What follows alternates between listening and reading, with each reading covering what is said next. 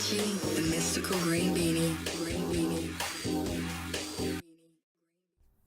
Hey, what's going on, dudes and dudettes? I am the Mystical Green Beanie, and today I wanted to talk about the Teen Titans because Teen Titans is a weird, fascinating topic. So the trailer for DC's Titans dropped recently, which dates this video instantly, and my quick thoughts on it? Fuck Batman. Looks really bad, but I'm interested enough to watch the first episode. Anyways, the trailer got a lot of heat, and people just straight up hate it. But something that I thought was really funny was how a lot of people who were complaining were saying that it looks bad because it doesn't look like the real Teen Titans that they grew up with. And I always thought that phrase was fascinating, because you see a lot of people who don't like Teen Titans Go, or even the small minority of people who don't like Young Justice, say the same thing. This looks bad because it's not like the original Teen Titans.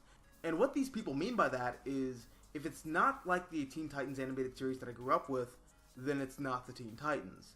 And I always have to take a step back and realize just how many people were introduced to the Teen Titans through the Teen Titans animated series.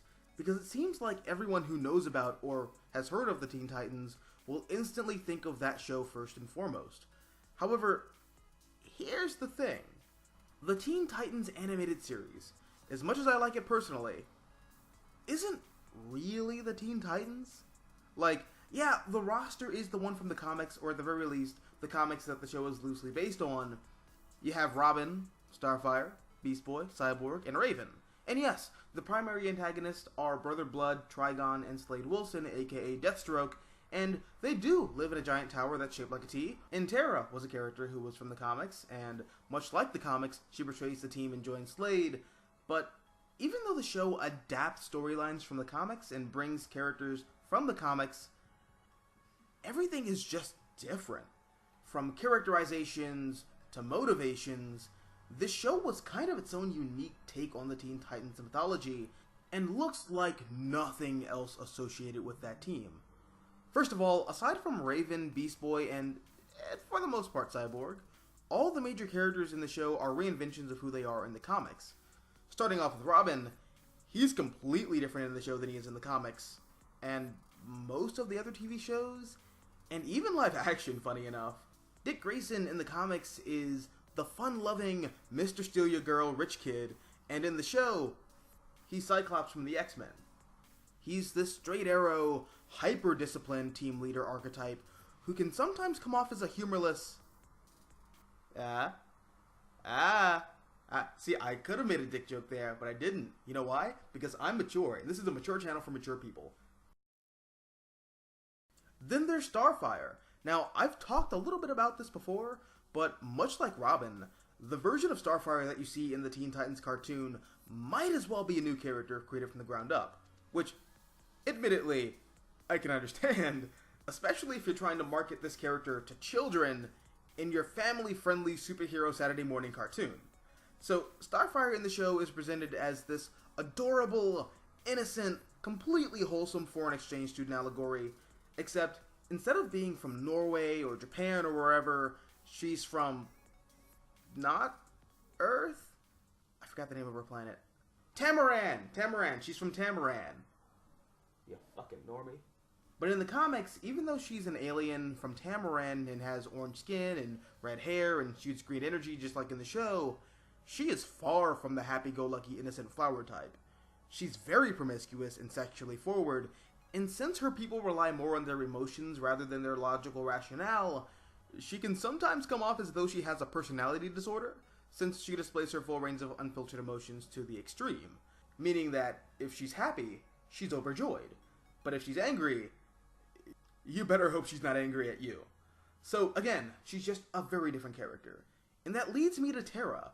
Now, Terra, much like Starfire, had to be changed. And I'd argue even more so. Because in the show, she's depicted as being very vibrant and sweet and happy and loving, despite the fact that you can tell that she's wrestling with some inner demons. But then there's Terra in the comics, who is none of those things. In the comics, Terra is an abrasive, crude, mean-spirited bitch. Like, from top to bottom, she is not a good person. Plus, in the show, the only reason she teams up with Deathstroke was to learn how to control her powers better. Whereas in the comics, she betrays the team because Slade is snaking out those prepubescent pipes. So, yeah, that's a thing from the comics.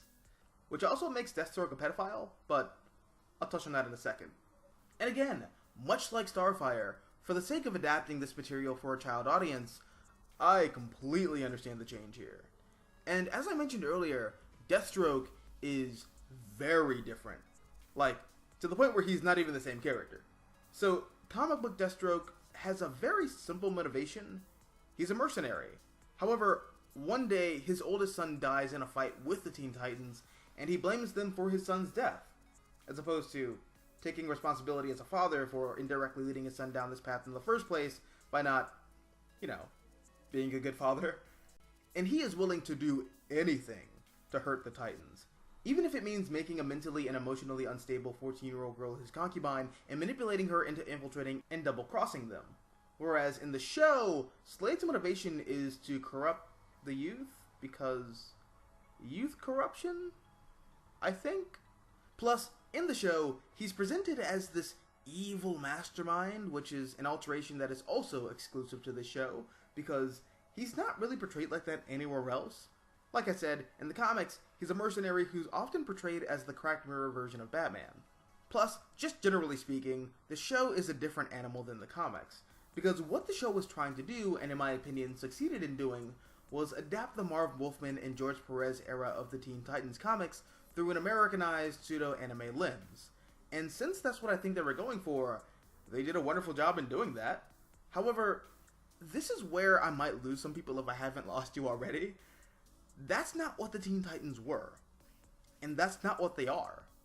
You look at any version of the Teen Titans in comics, or video games, or animated films, they look nothing like the Teen Titans animated series. So I always laugh internally when people refer to the Teen Titans animated series as the real Teen Titans, because it's not. That show is its own unique thing that is very different from the source material, which isn't a bad thing, but at the end of the day, it's not really Teen Titans. Anyways, those are my thoughts, but what about you? What are your thoughts on the Teen Titans animated series? Do you like the Teen Titans animated series? The animated series? Do you see it as the definitive version of the Teen Titans, despite being so different from the comics? Let me know down below in the comment section. Also, if you like this video, hit the like button, share, support the channel, and if you want to see more content like this, all you have to do is subscribe. I'm the Mystical Green Beanie. Thank you for watching, and as always, until next time, adios nachos, adios.